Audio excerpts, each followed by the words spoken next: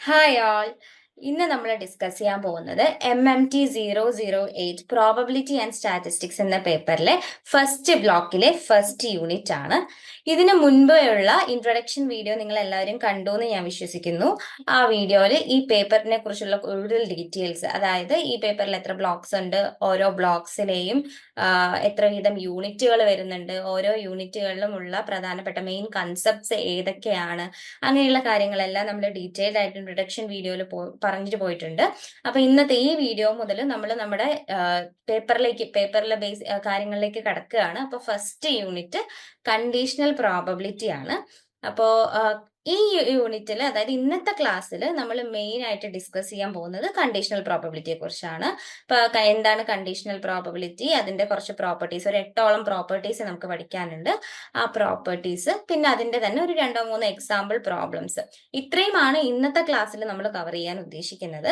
പക്ഷേ ഈ unit, first യൂണിറ്റിനെ കുറിച്ച് പറയുകയാണെന്നുണ്ടെങ്കിൽ കണ്ടീഷണൽ പ്രോബബിലിറ്റി മാത്രമല്ല, compound probability, base theorem, conditional distribution, conditional expectations, ഇങ്ങനെയുള്ള ടോപ്പിക്സ് എല്ലാം കൂടി ചേർന്ന് വരുന്നതാണ് നമ്മുടെ ഫസ്റ്റ് യൂണിറ്റ് എന്ന് പറയുന്നത്.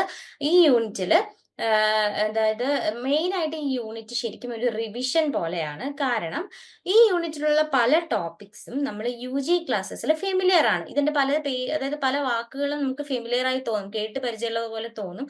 കാരണം UG ക്ലാസ്സസിൽ പഠിച്ചിട്ടുള്ള കുറെ കാര്യങ്ങളാണ്. ആ പഠിച്ചിട്ടുള്ള കാര്യങ്ങളുടെ ഒരു റിവിഷൻ തന്നെയാണ് നമ്മുടെ ഈ ഫസ്റ്റ് യൂണിറ്റ് എന്ന് പറയുന്നത്.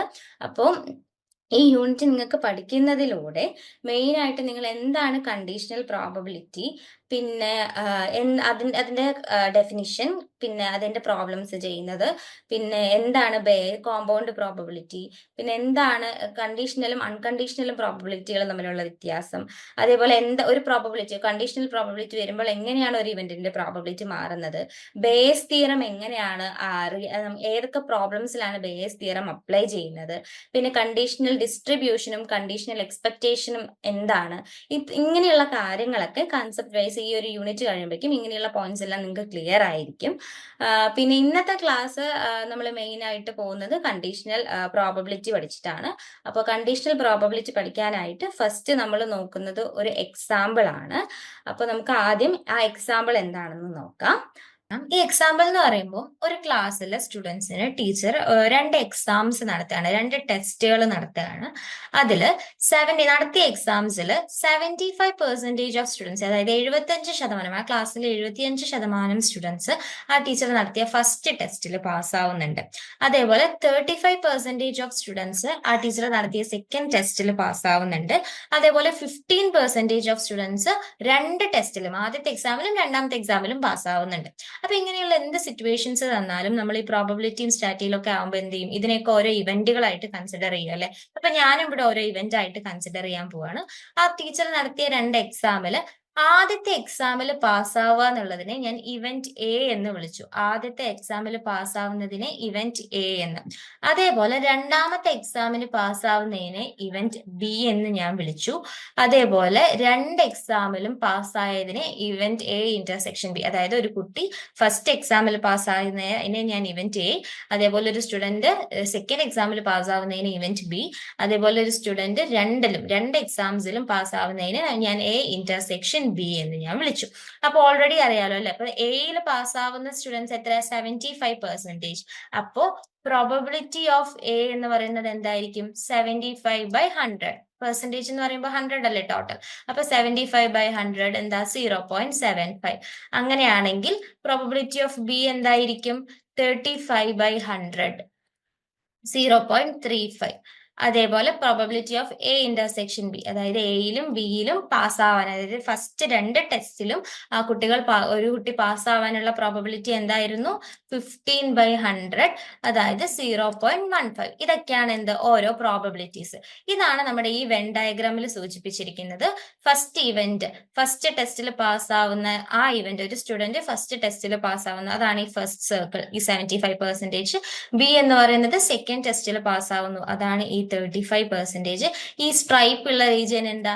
എയിലും ഉണ്ട് ബിയിലും ഉണ്ട്. എ ഇന്റർസെക്ഷൻ ബി, അതായത് ഫസ്റ്റ് ടെസ്റ്റിലും സെക്കൻഡ് ടെസ്റ്റിലും പാസ്സായ കുട്ടികളാണ് ഏത് റീജിയനിലുള്ളത്? ഈ എ ഇന്റർസെക്ഷൻ ബി എന്ന് പറയുന്ന റീജിയനിൽ ഉള്ളത്. ഇപ്പൊ നമ്മൾ എന്താ വെറുതെ ഒരു കണ്ടീഷൻ ഒന്നും ഇല്ലാതെ ജസ്റ്റ് എല്ലാത്തിന്റെയും പ്രോബബിലിറ്റി നോക്കിയില്ലേ? ഇനി നമുക്കൊരു പ്രോബബിലിറ്റി കാണണം. We want to find the probability. ഏത് ഇവന്റിന്റെയാണ് പ്രോബബിലിറ്റി കാണുന്നത്? A student has passed the second test.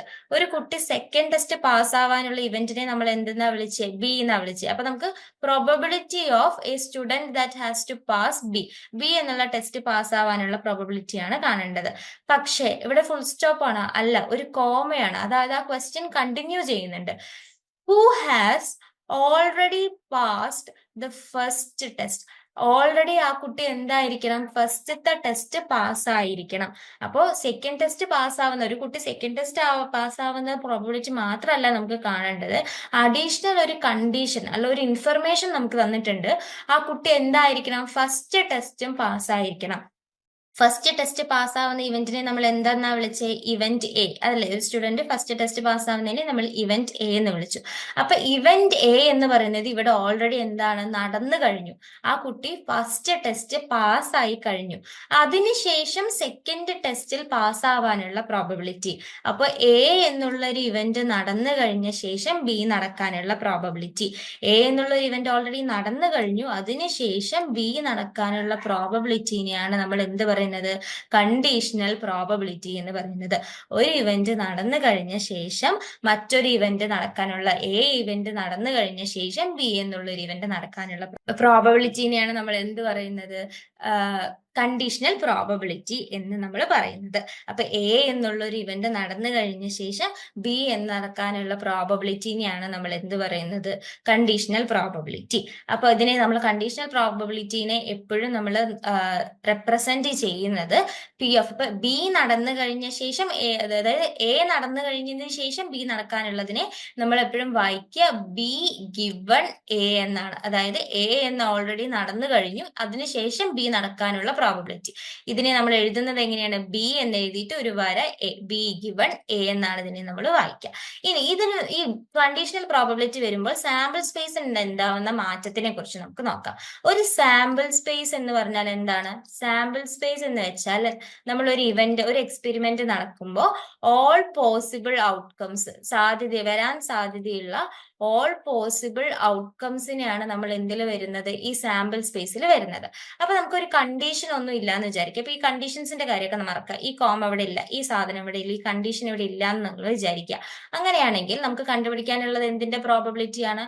Probability of the event that has A student passed on the second test, P of B. അതായത് രണ്ടാമത് നടത്തിയ, teacher നടത്തിയ രണ്ടാമത്തെ ടെസ്റ്റിൽ students pass ആവാനുള്ള പ്രോബബിലിറ്റി. ഈ ഇവന്റിന്റെ ഒരു സാമ്പിൾ സ്പേസ് നിങ്ങളൊന്ന് കൺസിഡർ ചെയ്തേ. എന്തായിരിക്കും സാമ്പിൾ സ്പേസ്? സ്റ്റുഡൻസ് പാസ്സാവാനുള്ളത് അല്ലെ? അപ്പൊ എന്തായിരിക്കും? ഏത് കുട്ടിക്ക് വേണമെങ്കിലും ആ ഇവന്റിൽ വരാം. ഏത് കുട്ടിക്ക് വേണമെങ്കിലും ഈ ഇതിൽ പാസ്സാവാൻ പറ്റും. അപ്പൊ അതിനെന്താവും? ഇതാണ് എന്ത്? പി ഓഫ് ബിയിൽ വരുന്നത്. അതായത് ഏത് കുട്ടി വേണമെങ്കിലും എന്ത് വരും? ഇവിടെ ഈ സാമ്പിൾ സ്പേസിൽ വരും. പി ഓഫ് ബിയുടെ സാമ്പിൾ സ്പേസ് എന്ന് വെച്ചാൽ എന്തായിരുന്നു? ഏത് കുട്ടി വേണമെങ്കിലും, ഏത് കുട്ടിയായാലും എന്തായി, സെക്കൻഡ് ടെസ്റ്റ് പാസ്സായ ഏത് കുട്ടിക്കും ഈ ഇവന്റിലേക്ക് വരാം. അപ്പൊ അതിന്റെ എല്ലാ പോസിബിൾ ഔട്ട്കംസിലും വരുന്നത് എന്തായിരിക്കും? ആ ക്ലാസ്സിലുള്ള മൊത്തം സ്റ്റുഡൻസും ഇതിന്റെ സാമ്പിൾ സ്പേസിൽ വരും. അതേസമയം ഒരു കണ്ടീഷൻ പുതുതായിട്ട് ഇൻട്രൊഡ്യൂസ് ചെയ്തു, പി ഓഫ് ഗിവൺ എ. അതായത് എ നടന്നു കഴിഞ്ഞു, അതിനുശേഷമാണ് നമുക്ക് ബി, അതിൽ നിന്നാണ് നമുക്ക് ബി എന്താണ് പ്രോബബിലിറ്റി എന്ന് കാണേണ്ടത്.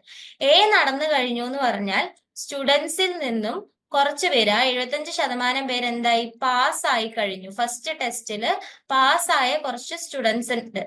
അപ്പോ നമുക്ക് വേണ്ടത് എന്താ? ഫസ്റ്റ് ടെസ്റ്റ് പാസ്സായ കുട്ടികളിൽ നിന്നും ഇനിയാണ് നമുക്ക് എന്ത് വേണ്ടത്? സെക്കൻഡ് ടെസ്റ്റിൽ പാസ്സായ കുട്ടികൾ വേണ്ടത്.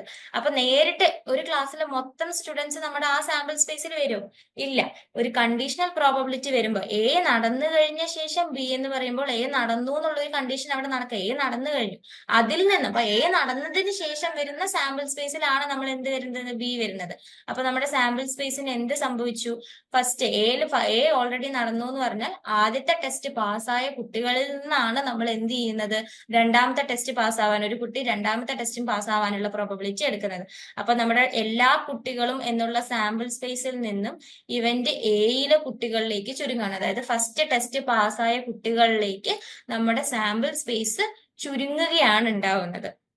എല്ലാ കുട്ടികളും എന്നുള്ള സാമ്പിൾ സ്പേസിൽ നിന്നും ഫസ്റ്റ് ടെസ്റ്റിൽ പാസ്സായ കുട്ടികളിലേക്ക് നമ്മുടെ സാമ്പിൾ സ്പേസ് ചുരുങ്ങുകയാണ് ചെയ്യുന്നത്. അതാണ് ഇവിടെ പറയുന്നത്. അപ്പൊ കണ്ടീഷണൽ വരുമ്പോൾ, ഒരു കണ്ടീഷണൽ പ്രോബബിലിറ്റി വരുമ്പോൾ സാമ്പിൾ സ്പേസ് എന്താവും? റിഡ്യൂസ് ആവുകയാണ് ചെയ്തിരിക്കുന്നത്. വലിയൊരു സാമ്പിൾ സ്പേസ് എസിൽ നിന്നും ഇവന്റ് എ നടന്ന ആ സാമ്പിൾ സ്പേസിലേക്ക് എന്താവുകയാണ്? ചുരുങ്ങുകയാണ് ചെയ്യുന്നത്. അപ്പൊ നമുക്കറിയാം എപ്പോഴും ഒരു ഇവന്റിന്റെ പ്രോബബിലിറ്റി പി ഓഫ് എ നമ്മൾ എങ്ങനെയാ കാണാം? Favourable cases, number of favourable cases by N വെച്ചിട്ടാണ് അല്ലെ. എൻ എന്ന് പറഞ്ഞാൽ നമ്പർ ഓഫ് ഔട്ട്കംസ് അല്ലെങ്കിൽ സാമ്പിൾ സ്പേസിൽ എത്ര പോയിന്റ്സ് ഉണ്ടെന്ന് വെച്ചാണ് എന്നിൽ വരുന്നത്. ഇങ്ങനെയാണ് നമ്മൾ കാണുക. അല്ലെങ്കിൽ എഫ് ബൈ എൻ എന്ന് പഠിച്ചിട്ടുണ്ടാവും, അല്ലെങ്കിൽ ചിലവര് എം ബൈ എൻ എന്ന് പറയുന്നുണ്ടാവും അല്ലെ. അപ്പൊ ഇതിൽ നമ്മുടെ ഫേവറബിൾ കേസസ് നോക്കിക്കേ. ഫേവറബിൾ കേസസ് എന്ന് പറഞ്ഞാൽ രണ്ടാമത്തെ ടെസ്റ്റ് ആ കുട്ടി പാസ്സാവണം. അതായത് രണ്ടാമത്തെ ടെസ്റ്റ് കുട്ടി പാസ്സാവാനുള്ള probability.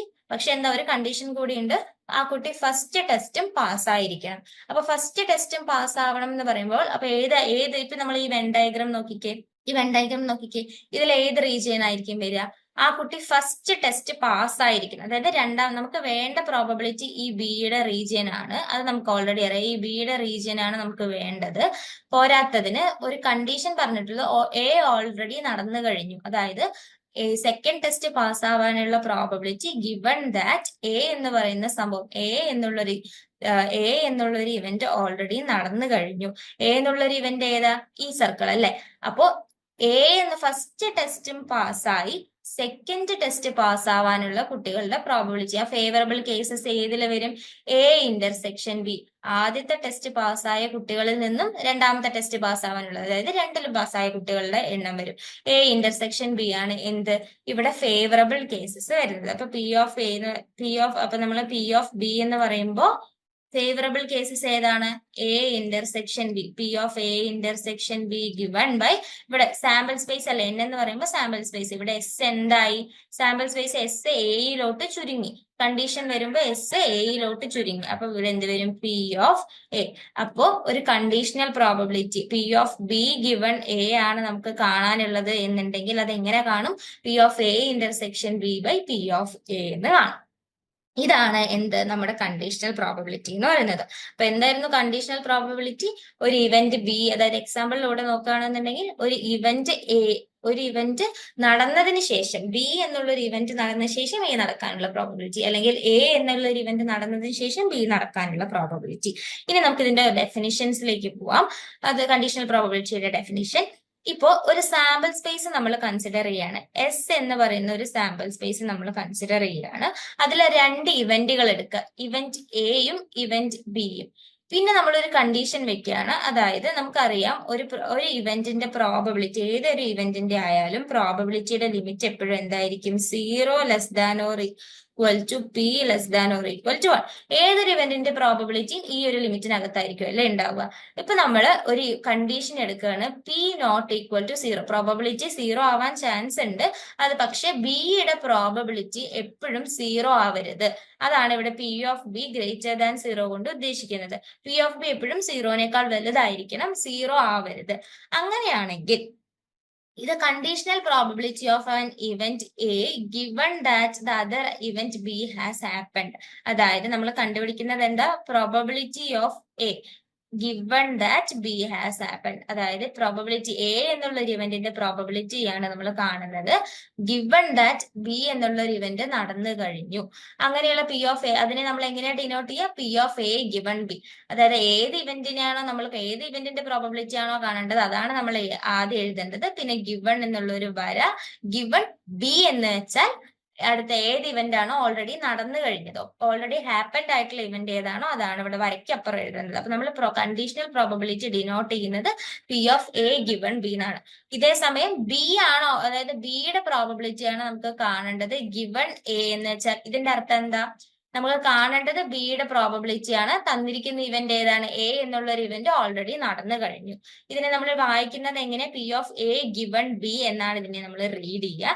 P of A given B is defined as P of A given ബിനെ നമ്മൾ എങ്ങനെ ഡിഫൈൻ ചെയ്തിരിക്കുന്നത്? P of A intersection B by P of B. അതേസമയം ഇപ്പൊ നേരത്തെ നമ്മൾ നോക്കിയ പോലെ ബി ആണ്, അതായത് ഇപ്പൊ നമുക്ക് ബിയുടെ പ്രോബബിലിറ്റി ആണ് കാണേണ്ടത്. ഓൾറെഡി നടന്ന ഇവന്റ് എ ആണ് എന്നുണ്ടെങ്കിൽ P of B given P of B given A എന്ന് പറയുന്നത് എന്തായിരിക്കും? P of A intersection B by P of A എന്നായിരിക്കും. അത് ഏത് ഇവന്റ് ആണോ ഓൾറെഡി നടന്ന ഇവന്റ് ഏതാണോ അതായിരിക്കും ഇവിടെ താഴെ ഡിനോമിനേറ്ററിൽ വരിക. ഇപ്പൊ ഇവിടെ എ ആണ് ഓൾറെഡി നടന്നത്, അപ്പൊ താഴെ ആര് വരും? എ വരും. ഓക്കെ, ഇതാണ് അപ്പൊ എന്ത് നമ്മുടെ കണ്ടീഷണൽ പ്രോബബിലിറ്റിയുടെ ഡെഫിനിഷൻ എന്ന് പറയുന്നത് ഇതാണ്. നമ്മളൊരു സാമ്പിൾ സ്പേസ് എസ് കൺസിഡർ ചെയ്യുന്നു. എ ബി എന്നുള്ള രണ്ട് ഇവന്റുകൾ ഉണ്ട്. ഇതിൽ പി ഓഫ് ബി എന്ന് പറയുന്നത് എന്താ? ഗ്രേറ്റർ ദാൻ 0 ആണ് എന്നുണ്ടെങ്കിൽ അതിന്റെ conditional probability of A given B എന്ന് പറയുന്നത് എന്തായിരിക്കും? P of A intersection B by P of B ആയിരിക്കും. ഇനി നമ്മൾ നോക്കാൻ പോകുന്നത് ഈ കണ്ടീഷണൽ പ്രോബബിലിറ്റിക്ക് കുറച്ച് പ്രോപ്പർട്ടീസ് ഉണ്ട്. അതാണ് നമ്മളിപ്പോ ഇനി നോക്കാൻ പോകുന്നത്. Properties of conditional distribution. Properties of conditional. ഇനി നമ്മൾ നോക്കാൻ പോകുന്നത് പ്രോപ്പർട്ടീസ് ഓഫ് കണ്ടീഷണൽ പ്രോബബിലിറ്റി ആണ്. അതൊരു എഡിറ്റ് ഉണ്ട്. ഇനി നമ്മൾ നോക്കാൻ പോകുന്നത് പ്രോപ്പർട്ടീസ് ഓഫ് കണ്ടീഷണൽ പ്രോബബിലിറ്റി ആണ്. കണ്ടീഷണൽ പ്രോബബിലിറ്റിക്ക് കുറച്ച് പ്രോപ്പർട്ടീസ് ഉണ്ട്, അതാണ് നോക്കാൻ പോകുന്നത്. ഇപ്പൊ ഇവിടെ നമ്മളൊരു സാമ്പിൾ സ്പേസ് എസ് കൺസിഡർ ചെയ്യാണ്. ആ സാമ്പിൾ സ്പേസിലുള്ള 3 events, event A B C എന്നുള്ള 3 ഇവന്റുകളും നമ്മൾ കൺസിഡർ ചെയ്യാണ്. അതിലെ ഫസ്റ്റ് ഇതാണ് P of A given A is equal to 1. P of A given A equal to 1. അതായത് നമുക്ക് ഓൾറെഡി നമ്മുടെ ഇക്വേഷൻ എന്താണ്? P of A given B എന്ന് പറയുന്നത് P of A intersection B given P of A എന്നാണ്. അപ്പൊ ഇവിടെ ബിയുടെ സ്ഥാനത്ത് എന്താ? എ തന്നെ കൊടുത്തിരിക്കുന്നത്. അതായത് എ എന്നുള്ള ഒരു ഇവന്റ് നടന്നു കഴിഞ്ഞ ശേഷം പിന്നെയും എ നടക്കാനുള്ള പ്രോബബിലിറ്റി, എ എന്നുള്ള ഒരു ഇവന്റ് നടന്നു കഴിഞ്ഞ ശേഷം എ നടക്കാനുള്ള പ്രോബബിലിറ്റി അതെന്തായിരിക്കും? ഈക്വൽ ടു 1 ആയിരിക്കും. അപ്പൊ ഇവിടെ ഈ ബിയുടെ സ്ഥാനത്ത് ആര് വരും? എ വരും. അതാണ് ഇവിടെ എഴുതിയിരിക്കുന്നത്. P of A given A by P of A equal to ഏതൊരു ഇവന്റും എ ഇന്റർസെക്ഷൻ എ എന്ന് പറഞ്ഞാൽ എന്തായിരിക്കും? എ തന്നെ ആയിരിക്കും. അപ്പൊ P of A by P of A ഇത് നമ്മൾ ക്യാൻസൽ ആകുമ്പോൾ P of A by A എന്ന് പറഞ്ഞാൽ എന്താ? 1. അപ്പൊ P of A given A equal to 1 ആയിരിക്കും. ഇതാണ് നമ്മുടെ ഫസ്റ്റ് പ്രോപ്പർട്ടി. എ എന്നുള്ള ഒരു ഇവന്റ് നടന്നു കഴിഞ്ഞ ശേഷം എ നടക്കാനുള്ള പ്രോബബിലിറ്റി എന്ന് പറഞ്ഞാൽ എന്തായിരിക്കും? എപ്പോഴും ഈക്വൽ ടു 1 ആയിരിക്കും. ഈ ആക്സിയത്തിന്, ഈ പ്രോപ്പർട്ടീന് വേറൊരു പേര് കൂടിയുണ്ട്. ആക്സിയം ഓഫ് നോർമഡ്നെസ് ഓഫ് പ്രോബബിലിറ്റി എന്നും ഇതിന് പേരുണ്ട്. ആക്സിയം ഓഫ് നോർമഡ്നെസ് ഓഫ് പ്രോബബിലിറ്റി എന്നും ഇതിന് പേരുണ്ട്. പിന്നെ ഇതാണ് ഫസ്റ്റ് പ്രോപ്പർട്ടി. ഇനി സെക്കൻഡ് പ്രോപ്പർട്ടി നോക്കുകയാണെങ്കിൽ P of A given B എപ്പോഴും നോൺ നെഗറ്റീവ് ആയിരിക്കും. അതായത് ഒരു കണ്ടീഷണൽ പ്രോബബിലിറ്റി, ഏതൊരു ഇവന്റുകളുടെ ആയാലും കണ്ടീഷണൽ പ്രോബബിലിറ്റി എപ്പോഴും നോൺ നെഗറ്റീവ് ആയിരിക്കും. നമുക്കറിയാം പ്രോബബിലിറ്റിയുടെ ലിമിറ്റ് എപ്പോഴും, ഏതെങ്കിലും ഒരു പ്രോബബിലിറ്റിയുടെ ലിമിറ്റ് എപ്പോഴും 0 തൊട്ട് 1 വരെയുള്ളതായിരിക്കും അല്ലെ. 0-ൽ ഒരിക്കലും താഴില്ല. അതുപോലെ ഇപ്പൊ പ്രോബബിലിറ്റി പോലെ കണ്ടീഷണൽ പ്രോബബിലിറ്റിയും ഒരു പ്രോബബിലിറ്റി ആണ്. അപ്പൊ conditional probability P of A given B എന്ന് പറയുന്നത് എന്തായിരിക്കും? എപ്പോഴും greater than or equal to 0 ആയിരിക്കും. ഇതിനെ നമ്മൾ നോൺ നെഗറ്റിവിറ്റി ആക്സിയം എന്നും പറയും. ഈ ഒരു പ്രോപ്പർട്ടീനെ നമ്മൾ എന്ത് പറയും? Non negativity axiom. തൊട്ട് മുമ്പ് പറഞ്ഞത് ആക്സിയം ഓഫ് നോർമഡ്നെസ്. രണ്ടാമത്തെ പ്രോപ്പർട്ടി എന്താണ്? Non negativity axiom.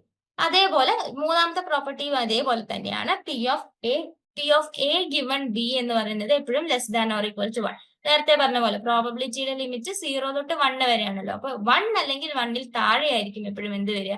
P of എയിൽ വരിക. 0 മുതൽ 1 വരെയാണ് പ്രോബബിലിറ്റി എപ്പോഴും വരിക. കണ്ടീഷണൽ പ്രോബബിലിറ്റിയും ഒരു പ്രോബബിലിറ്റി ആണ്. അപ്പൊ ഒരു കണ്ടീഷണൽ പ്രോബബിലിറ്റി എപ്പോഴും എന്തായിരിക്കും? Less than or equal to 1 ആയിരിക്കും. പിന്നെ എപ്പോഴാണ് ഒരു രണ്ട് ഇവന്റുകളുടെ കണ്ടീഷണൽ പ്രോബബിലിറ്റി 0 ആവണമെങ്കിൽ, ഏതെങ്കിലും രണ്ട് ഇവന്റ്സ് എ ബി എന്നുള്ള രണ്ട് ഇവന്റ്സിന്റെ കണ്ടീഷണൽ പ്രോബബിലിറ്റി 0 ആവണമെങ്കിൽ എയും ബിയും മ്യൂച്വലി എക്സ്ക്ലൂസീവ് ആയിരിക്കണം. അപ്പൊ അടുത്ത പ്രോപ്പർട്ടി, നാലാമത്തെ പ്രോപ്പർട്ടി എന്താണ്? ഏതെങ്കിലും രണ്ട് ഇവന്റുകൾ തമ്മിലെ കണ്ടീഷണൽ പ്രോബബിലിറ്റി 0 ആവണം എന്നുണ്ടെങ്കിൽ ആ രണ്ട് ഇവന്റുകളും മ്യൂച്വലി എക്സ്ക്ലൂസീവ് ആയിരിക്കണം. എന്താണ് മ്യൂച്വലി എക്സ്ക്ലൂസീവ് ഇവന്റ്സ് എന്ന് പറഞ്ഞാൽ? രണ്ട് ഇവന്റുകൾ എയും ബിയും എന്ന് പറയുന്നത് രണ്ട് ഇവന്റുകൾ എ എന്നുള്ള ഒരു ഇവന്റ് നടന്നു കഴിഞ്ഞാൽ ബി ഒരിക്കലും നടക്കില്ല, ബി എന്നുള്ള ഒരു ഇവന്റ് നടന്നു കഴിഞ്ഞാൽ എ ഒരിക്കലും നടക്കില്ല. അങ്ങനെയുള്ള ഇവന്റുകളെയാണ് നമ്മൾ എന്ത് പറയുന്നത്? മ്യൂച്വലി എക്സ്ക്ലൂസീവ് ഇവന്റ്സ് എന്ന് പറയുന്നത്. അപ്പൊ മ്യൂച്വലി എക്സ്ക്ലൂസീവ് ഇവന്റ്സ് ആണെങ്കിൽ മാത്രമാണ് എന്ത് വരുന്നത്? കണ്ടീഷണൽ പ്രോബബിലിറ്റി 0 വരുന്നത്. അപ്പൊ ഈ രണ്ട് ഇവന്റ്സിന്റെ കണ്ടീഷണൽ പ്രോബബിലിറ്റി 0 വരണം എന്നുണ്ടെങ്കിൽ ആ രണ്ട് ഇവന്റുകളും എന്തായിരിക്കണം? മ്യൂച്വലി എക്സ്ക്ലൂസീവ് ആയിരിക്കണം. ഇനി അഞ്ചാമത്തെ പ്രോപ്പർട്ടി നോക്കുകയാണെന്നുണ്ടെങ്കിൽ P of phi of B. P of phi of B എന്ന് പറയുന്നത് 0 ആയിരിക്കും. ഫൈ എന്ന് വെച്ചാൽ എന്താ? ഫൈ എന്ന് വെച്ചാൽ നൾ സെറ്റ് അല്ലെ? അതെല്ലാവർക്കും അറിയാവുന്നല്ലേ? ഫൈ എന്ന് വെച്ചാൽ നൾ സെറ്റ്. ബി എന്നുള്ള ഒരു ഇവന്റ് നടന്ന് ഫൈ ഗിവൺ ബി, ബി എന്നുള്ള ഒരു ഇവന്റ് നടന്ന ശേഷം നൾ സെറ്റ്. നൾ സെറ്റ് എന്ന് വെച്ചാൽ ഒരു ഇവന്റും ഇല്ല എന്നർത്ഥം. അതിനുള്ള പ്രോബബിലിറ്റി എപ്പോഴും എന്തായിരിക്കും? 0. അപ്പൊ P of phi given B എപ്പോഴും എന്തായിരിക്കും? 0 ആയിരിക്കും. ഇനി ആറാമത്തെ property P of S given B is equal to 1. ഇവിടെ നേരത്തെ എസ് എന്ന് പറഞ്ഞാൽ നൾ സെറ്റ്, ഇവിടെ എസ് എന്ന് പറഞ്ഞാൽ സാമ്പിൾ സ്പേസ്. സാമ്പിൾ സ്പേസ് എന്ന് പറഞ്ഞാൽ എന്താ? എല്ലാ ഇവന്റ്സും ആരിൽ ഉണ്ടാവും? ഈ സാമ്പിൾ സ്പേസിൽ ഉണ്ടാവും അല്ലെ? അപ്പൊ ഈ P of S given B എന്ന് പറഞ്ഞാൽ ബി എന്നുള്ള ഒരു ഇവന്റ് നടന്ന ശേഷം എസ്. എസ് എന്ന് പറഞ്ഞാൽ ബിയും എയും അതേപോലെ വേറെയുള്ള ഇവന്റുകൾ എല്ലാം ഉൾപ്പെടുന്നതായാണ് എസ്. അപ്പൊ P of conditional probability of S given B, അതായത് ബി നടന്ന ശേഷം എസിന്റെ പ്രോബബിലിറ്റി എപ്പോഴും എന്തായിരിക്കും? 1 ആയിരിക്കും. അപ്പൊ conditional probability of P of S given B എന്ന് പറയുന്നത് എന്തായിരിക്കും? 1 ആയിരിക്കും. അപ്പോ നമ്മള് ഏഴാമത്തെ പ്രോപ്പർട്ടിയിലേക്ക് പോവാണ്. ഏഴാമത്തെ പ്രോപ്പർട്ടി പറയുന്നത് probability of A complement given B equal to 1 minus probability of A given B എന്നാണ്. എങ്ങനെയാണ് ഈ പ്രോപ്പർട്ടി നമുക്ക് കിട്ടിയതെന്ന് നമുക്ക് ഇതിന്റെ പ്രൂഫ് നോക്കാം. ആദ്യം ഈ വെൻ ഡയഗ്രാം ശ്രദ്ധിക്കുക. ഇവിടെ ഇപ്പൊ എന്തിന്റെ വെൻ ഡയഗ്രാം ആണ്? എ ബി എന്നുള്ള രണ്ട് സെറ്റുകളാണ് ഇവിടെ റെപ്രസെന്റ് ചെയ്തിരിക്കുന്നത്. ഇത് എ, ഈ സർക്കിൾ എ, ഈ സർക്കിൾ ബി. ഈ പോർഷൻ, ഈ സ്ട്രൈപ്പ് ചെയ്തിരിക്കുന്ന പോർഷൻ ആണ് എന്ത്? എ ഇന്റർസെക്ഷൻ ബി എന്ന് പറയുന്നത്. അപ്പൊ നമ്മൾ ബിയുടെ സർക്കിൾ മാത്രം ഒന്ന് നോക്കിക്കോളൂ. ഈ ബിയുടെ സർക്കിളിൽ ഇത്രയും ഭാഗം എന്ന് പറയുന്നത് എന്താണ്? എ ഇന്റർസെക്ഷൻ ബി ആണ്. ഈ സ്ട്രൈപ്പ് റീജിയൻ, ബിയുടെ ഇത്രയും ഭാഗം എ ഇന്റർസെക്ഷൻ ബി ആണ്. ഈ ബിയുടെ ബ്ലാക്ക് റീജിയൻ എന്തായിരിക്കും? ഇത് എയും ബിയും കൂടി കലർന്ന റീജിയൻ. ഇതെന്ന് പറഞ്ഞാൽ ബിയിൽ എയുടെ എലമെന്റ്സ് ഒന്നും ഇല്ലാത്ത റീജിയൻ ആണ് ഏത്? ഈ ബ്ലാക്ക് എന്ന് പറയുന്നത്. ബിയിൽ എയുടെ ഒരു പോയിന്റും ഇല്ലാത്ത റീജിയൻ ആണ് ഈ ബ്ലാക്ക്. അപ്പൊ ഈ ബ്ലാക്ക് റീജിയനെ നമുക്ക് എന്ത് വിളിക്കാം? എ കോംപ്ലിമെന്റ് ഇന്റർസെക്ഷൻ ബി എന്ന് വിളിക്കാം. ഈ ഇത്രയും ബ്ലാക്ക് പോർഷനെ നമുക്ക് എ കോംപ്ലിമെന്റ് ഇന്റർസെക്ഷൻ ബി എന്ന് വിളിക്കാം.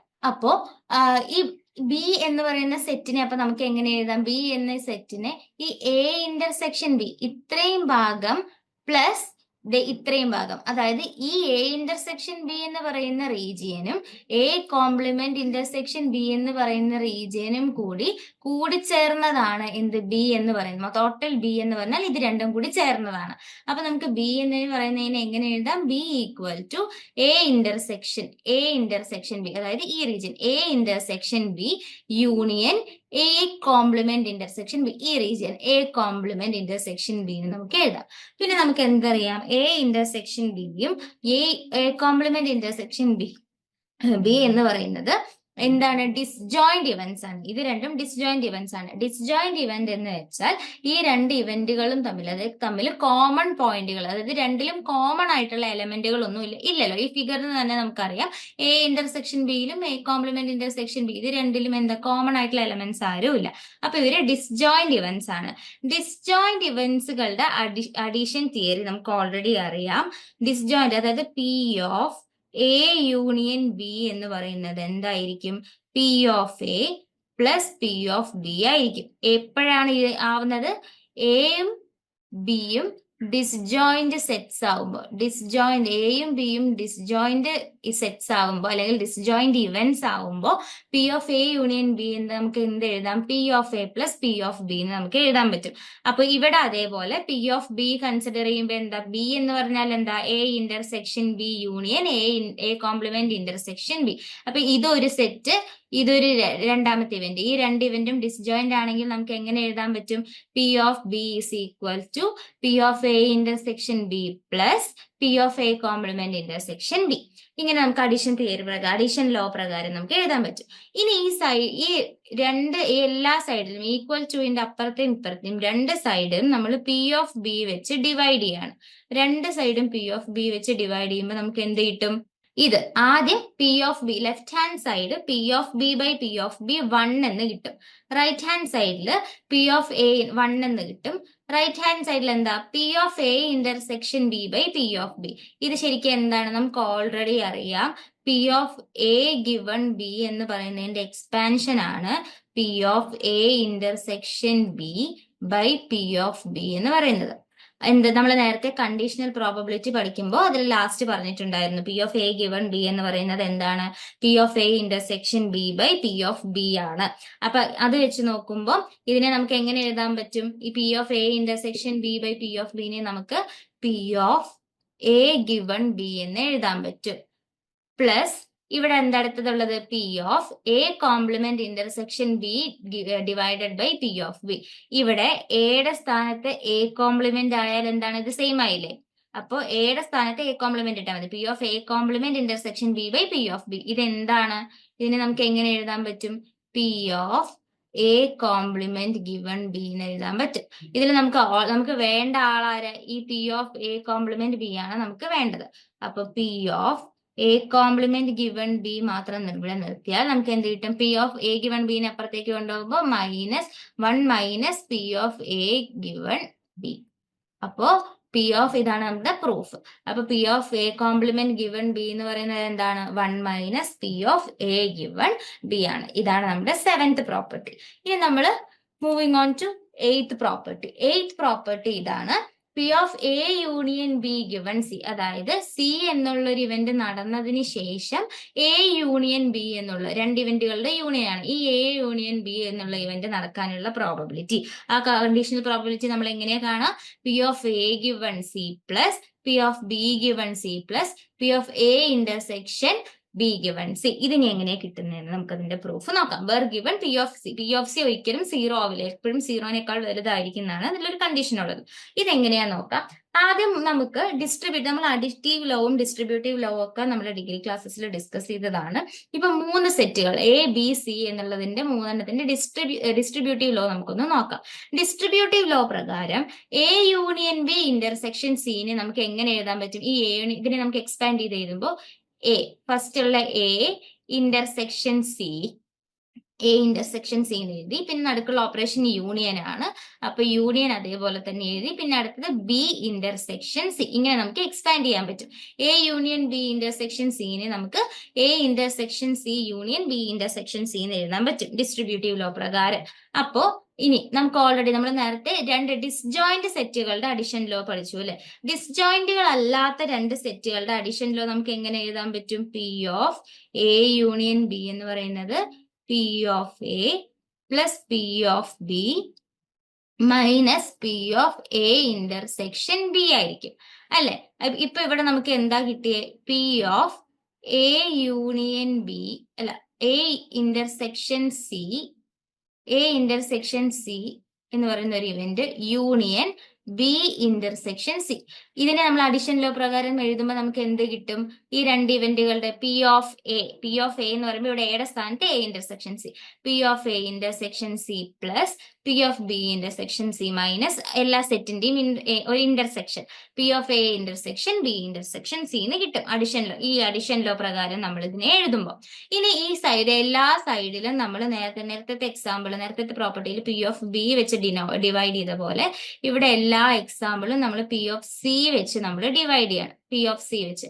അപ്പൊ നമുക്ക് എന്താ കിട്ടുന്നതെന്ന് നോക്കാം. ഇവിടെ P of A union B intersection C by P of C നമുക്ക് ഓൾറെഡി അറിയാം. നമ്മൾ കണ്ടീഷണൽ പ്രോബബിലിറ്റിയിൽ പഠിച്ചിട്ടുണ്ട്. പി ഓഫ് എ ഗിവൺ ബിനെയാണ് നമ്മൾ എങ്ങനെ എഴുതുന്നത്? P of A intersection B by P of B എന്ന് നമ്മൾ എഴുതുന്നത്.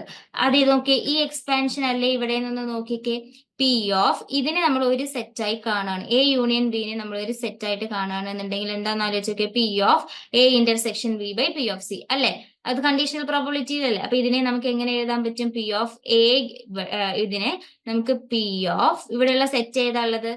A union B given C. P of A union B given C equal to P of A intersection by P of C എന്താണ്? P of A given C ആണ്. അതേപോലെ P of B intersection C by P of C, P of B given C. അതേപോലെ P of A intersection B intersection C by P of C. ഇതിലെ A intersection ബിനെ നമ്മൾ ഒരു set ആയിട്ട് കാണുകയാണെന്നുണ്ടെങ്കിൽ ഇതിനെ നമുക്ക് എന്ത് എഴുതാൻ പറ്റും? P of A intersection B given C. ഇതാണ് നമ്മുടെ റിസൾട്ട്. അപ്പോൾ P of A union B given C കണ്ടുപിടിക്കാൻ എന്ത് ചെയ്താൽ മതി?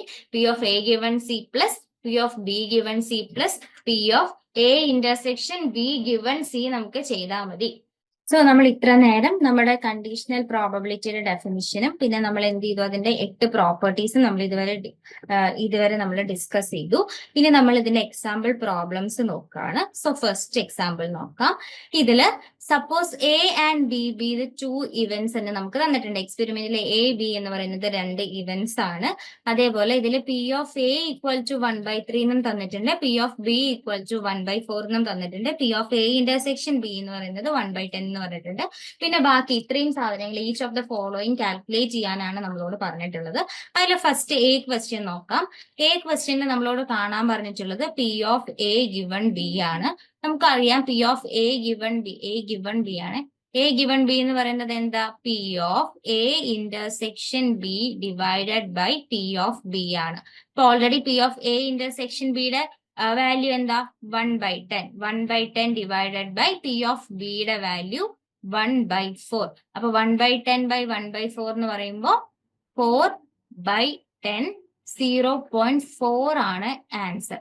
അപ്പൊ പി ഓഫ് എ ഗിവൺ ബിയുടെ ആൻസർ നമ്മൾ കണ്ടുപിടിച്ചു 0.4. അതേപോലെ സിമിലർലി ബി ക്വസ്റ്റ്യൻ എന്തായിരുന്നു? P of B given A കണ്ടുപിടിക്കാനാണ്. പി ഓഫ് ബി ഗിവൺ എയുടെ ഇതെന്തായിരുന്നു? ഇക്വേഷൻ എന്തായിരുന്നു? P of A intersection B. മുകളിലുള്ള ന്യൂമറേറ്റർ സെയിം ആണ്, താഴെ ഏത് ഇവന്റ് ആണോ ഓൾറെഡി നടന്നു കഴിഞ്ഞത് അയാളുടെ പ്രോബബിലിറ്റി ആണ് താഴെ വരിക, given P of A.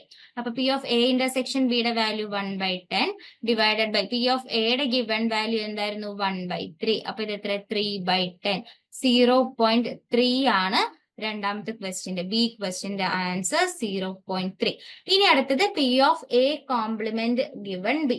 P of A complement given B എന്ന് പറയുന്നത് സി ക്വസ്റ്റ്യൻ. സി ക്വസ്റ്റ്യനിൽ നമുക്ക് ഓൾറെഡി നമ്മളെ എത്രാമത്തെ പ്രോപ്പർട്ടി ആയിട്ട് 7th പ്രോപ്പർട്ടിയിൽ പഠിച്ചു. P of A complement given B എന്ന് പറയുന്നത് എന്താണ്? 1 minus P of A given B ആണ്. അപ്പൊ പി ഓഫ് ആ റിസൾട്ട് ഉപയോഗിച്ചിട്ടാണ് നമ്മളിത് ചെയ്യുന്നത്. P of A complement given B എന്ന് പറയുന്നത് എന്താണ്? 1 minus P of A given B ആണ്. 1 minus P of A given B ആണ്. അപ്പൊ അത് ഉപയോഗിച്ച് ചെയ്യുമ്പോൾ 1 minus P of A given B നമ്മൾ ഓൾറെഡി ഇപ്പൊ കാൽക്കുലേറ്റ് ചെയ്തേ ഉള്ളൂ. ഫസ്റ്റ് എ ക്വസ്റ്റ്യനിൽ P of A given B എന്നത് 0.4 ആണ്. അപ്പൊ 1 മൈനസ് 0.4 എന്ന് പറയുമ്പോൾ 0.6 ആണ്. എന്ത്? 0.6 ആണ് ആൻസർ വരുന്നത്, സി പാർട്ട്. ഇനി ഡി ക്വസ്റ്റ്യൻ എന്താ നമ്മളോട് കാണാൻ പറഞ്ഞിട്ടുള്ളത്? P of A given B complement.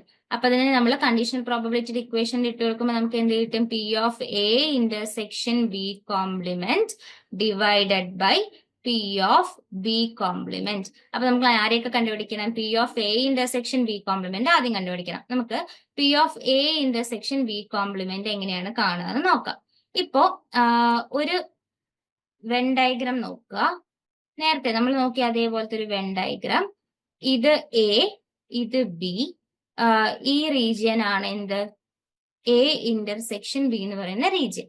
അപ്പോ ഈ ഭാഗം എന്തായിരിക്കും? ഇപ്പൊ നേരത്തെ നമ്മൾ ഡിസ്കസ് ചെയ്ത പോലെ ഈ ഭാഗം എയിലുള്ള ബിയിൽ, അതായത് ബിയുടെ എലമെന്റ്സ് ഒന്നും ഇല്ലാത്ത എയുടെ റീജിയൻ ആയിരിക്കും. ഇത് എ ഇന്റർസെക്ഷൻ ബി, എയിലും ബിയിലും കൂടി ഉള്ളത്. ഈ റീജിയൻ എന്തായിരിക്കും? എയിലുള്ള എന്നാൽ ബിയിലെ ഒരു എലമെന്റ്സും ഇല്ലാത്ത റീജിയൻ. അപ്പൊ ഈ റീജിയനെ നമുക്ക് എന്ത് വിളിക്കാം? A intersection B complement. അപ്പൊ ഇവന്റ് എനെ നമുക്ക് എങ്ങനെ എഴുതാൻ പറ്റും? A intersection B. A intersection B എന്ന് പറയുമ്പോൾ ഈ region union A intersection B complement. അതായത് ഈ റീജിയനും ഈ ഷെയ്ഡ് ചെയ്ത റീജിയനും കൂടി ചേരുന്നതാണ് നമ്മുടെ എ. അപ്പൊ A intersection B union A intersection B complement. അപ്പൊ ഇതെന്താ? ഇത് രണ്ടും നേരത്തെ നമ്മൾ ഡിസ്കസ് ചെയ്ത പോലെ തന്നെ ഡിസ്ജോയിന്റ് സെറ്റ് ആണ്. അപ്പൊ പി ഓഫ് എ എന്ന് പറയുന്നത് അഡിഷൻ തിയറി പ്രകാരം നമുക്ക് എങ്ങനെ എഴുതാം? P of A intersection B plus P of A intersection B complement. ഇതിന് നമുക്ക് വേണ്ടത് ആരാണ്? P of A intersection B complement മതി നമുക്ക്. അപ്പൊ അയാളെ മാത്രം എടുത്തു നിർത്തിയിട്ട് ബാക്കിയുള്ളവരെ അപ്പുറത്തേക്ക് കൊണ്ടുപോകും. P of A intersection B complement is equal to P of A minus P of A intersection B. P of എയുടെ എന്താ വാല്യൂ ഓൾറെഡി നമുക്കറിയാലോ, ക്വസ്റ്റ്യനിൽ തന്നിട്ടുണ്ടല്ലോ. പി ഓഫ് എയുടെ value 1/3 minus P of A intersection ബിയുടെ വാല്യൂ 1/10. നമുക്ക് എന്ത് കിട്ടും? 7/30. 7/30 നമുക്ക് എന്ത് കിട്ടും? ഈ P of A intersection B complement ഇത് ഓൾറെഡി നമ്മൾ കണ്ടുപിടിച്ചു. 7/30. ഇത് മാത്രം പോരാ, ഇനി നമുക്ക് ആര് വേണം? പി ഓഫ് ബി കോംപ്ലിമെന്റ് വേണം. പി ഓഫ് ബി കോംപ്ലിമെന്റ് എന്ന് പറഞ്ഞാൽ നമ്മൾ എങ്ങനെ കണ്ടുപിടിക്കുക? 1 minus P of B. P of B ക്വസ്റ്റ്യനിലുണ്ട് എന്താ? 1 മൈനസ് പി ഓഫ് ബിയുടെ വാല്യൂ 1/4. അപ്പൊ നമുക്ക് എന്ത് കിട്ടും? 3/4 എന്ന് കിട്ടും. അപ്പോ പി ഓഫ് ബി കോംപ്ലിമെന്റിന്റെ വാല്യൂ നമ്മൾ കണ്ടുപിടിച്ചു. എത്രയാണ്? 3/4 എന്ന് നമ്മൾ കണ്ടുപിടിച്ചു. ഇനിയിപ്പോ പി ഓഫ് എ ഇത് കണ്ടുപിടിക്കാൻ വേണ്ടി എ ബൈ ബി കോംപ്ലിമെന്റ് കണ്ടുപിടിക്കാൻ വേണ്ടി നമ്മൾ എന്ത് ചെയ്താൽ മതി? ഈ 7/30 ഡിവൈഡഡ് ബൈ 3/4 ചെയ്താൽ മതി. 7/30 ഡിവൈഡഡ് ബൈ 3/4 എന്ന് പറയുമ്പോൾ നമുക്ക് എത്ര കിട്ടും? 0.31 ആണ് ഇത് ഡിവൈഡ് ചെയ്യുന്ന സമയത്ത് നമുക്ക് കിട്ടുക.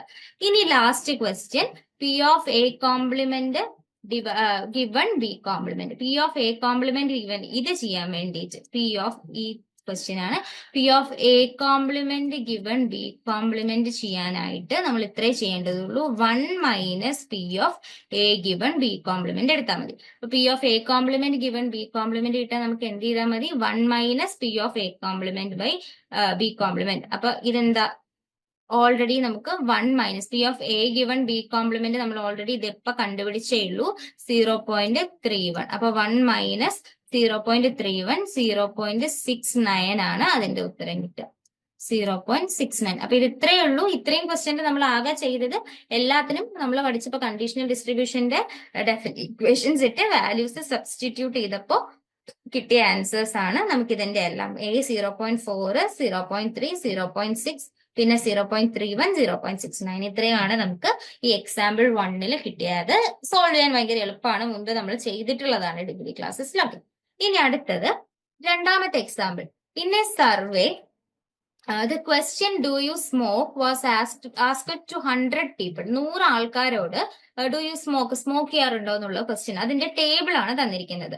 അതിലിപ്പോ മെയിൻ ആയിട്ട് 2 ഇവന്റുകളാണ് നമുക്ക് കൺസിഡർ ചെയ്യാനുള്ളത്.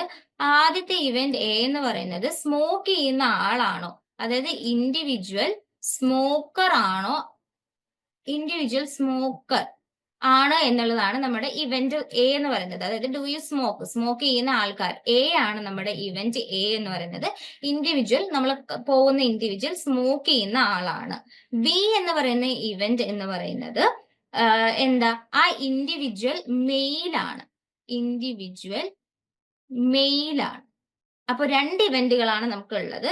എ എന്ന് പറയുന്നത് കൺസിഡർ ചെയ്യുന്ന എ എന്ന് പറയുന്നത് ഇവന്റ് ഇൻഡിവിജ്വൽ സ്മോക്കർ ആണ്. അപ്പൊ എ കോംപ്ലിമെന്റ് എന്ന് പറഞ്ഞാൽ സ്മോക്ക് ചെയ്യാത്ത ആളാണ്. പിന്നെ ബി എന്ന് പറയുന്ന ഇവന്റ് നമ്മൾ ചോദ്യം ചോദിക്കാൻ പോകുന്ന അല്ലെങ്കിൽ സർവേ എടുക്കുമ്പോൾ പോയ ആള് മെയിലാണ്. ബി കോംപ്ലിമെന്റ് എന്ന് പറയുമ്പോൾ മെയിൽ അല്ല, ഫീമെയിൽ ആണ്. ടോട്ടൽ 100 ആൾക്കാരോടാണ് നമ്മൾ ചോദിച്ചിരിക്കുന്നത്. ഇനി ഇതിൽ ഓരോന്നിന്റെയും പ്രോബബിലിറ്റി നോക്കാം. ഫസ്റ്റ് പ്രോബബിലിറ്റി, ഫസ്റ്റ് ക്വസ്റ്റ്യൻ ഇതാണ്. What is the probability that the selected individuals smoke? Select ചെയ്ത ഇൻഡിവിജ്വൽസ് സ്മോക്ക് ചെയ്യാനുള്ള പ്രോബബിലിറ്റിയാണ് ചോദിച്ചിരിക്കുന്നത്. അപ്പൊ ഇതിന്റെ പ്രോബബിലിറ്റി കാണാൻ എന്ത് ചെയ്യണം? ടോട്ടൽ എത്ര പേരാ ഉള്ളത്? 100 പേരാണ്.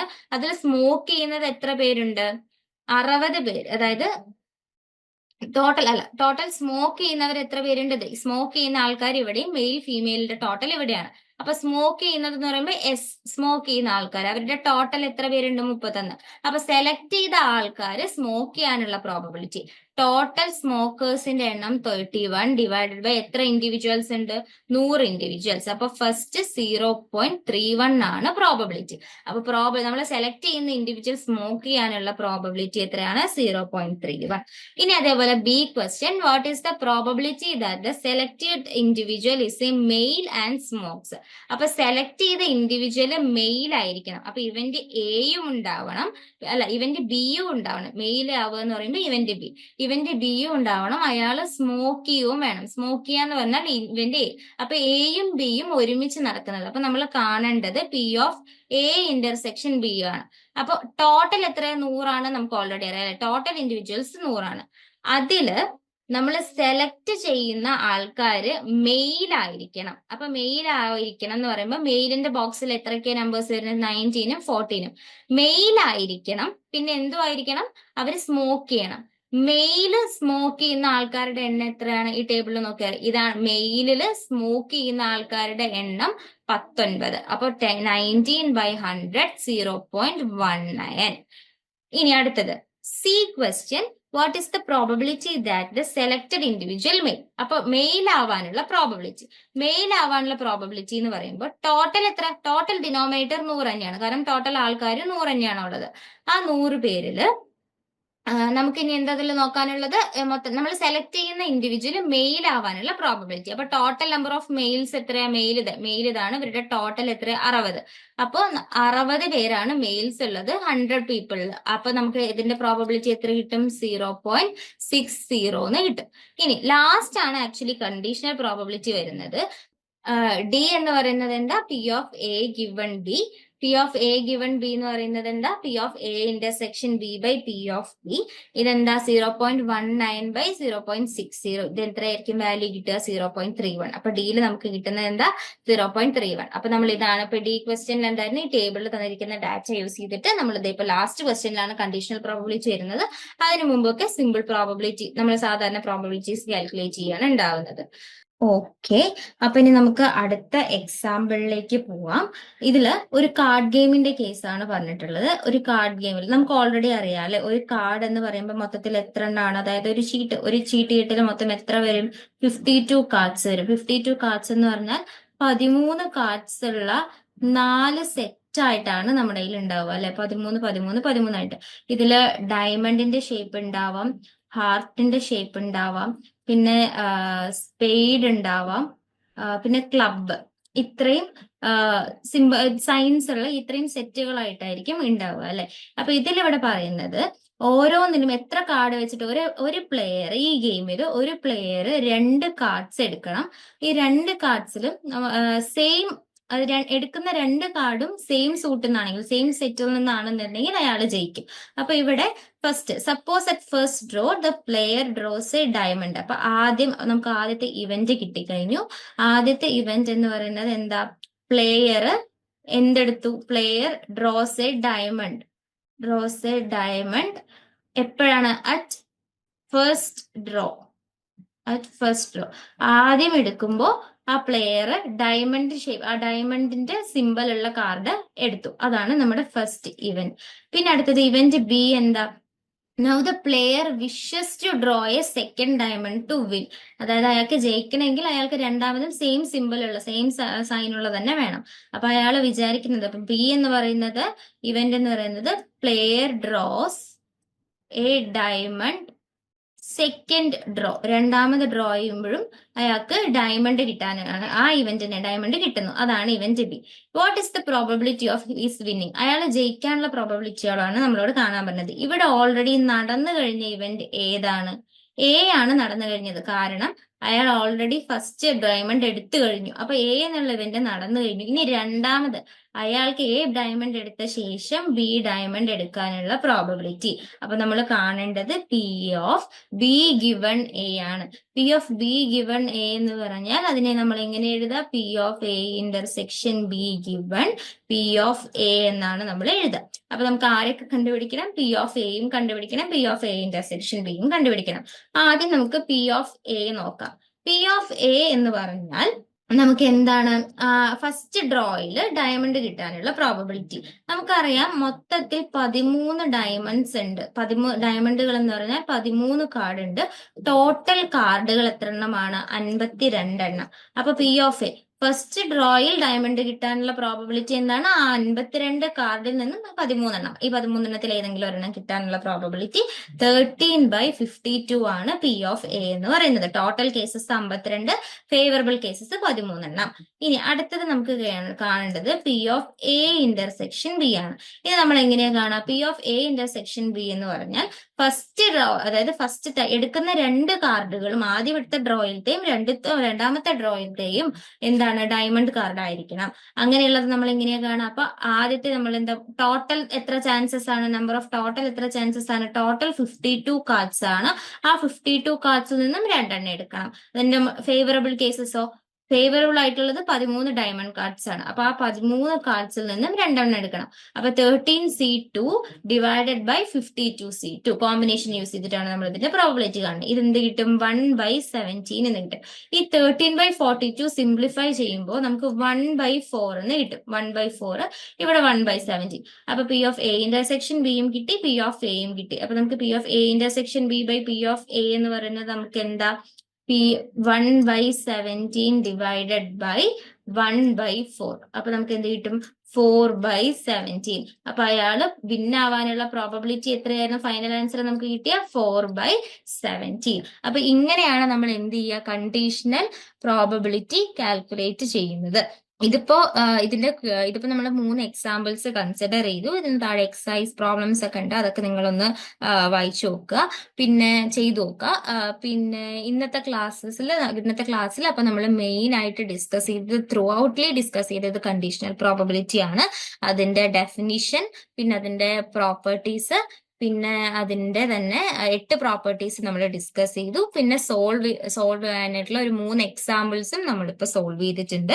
അപ്പൊ ഇനി നെക്സ്റ്റ് ക്ലാസ്സിൽ നമുക്ക് ഇനി അടുത്തത് നമുക്ക് കോമ്പൗണ്ട് പ്രോബബിലിറ്റി ആണ്. ഇപ്പൊ നമ്മൾ ഇനി അടുത്തത് ഡിസ്കസ് ചെയ്യാൻ പോകുന്ന ടോപ്പിക് കോമ്പൗണ്ട് പ്രോബബിലിറ്റി ആണ്. അപ്പൊ കോമ്പൗണ്ട് പ്രോബബിലിറ്റി ഇനി നമുക്ക് നെക്സ്റ്റ് ക്ലാസ്സിൽ ഡിസ്കസ് ചെയ്യാം. Okay, thank you.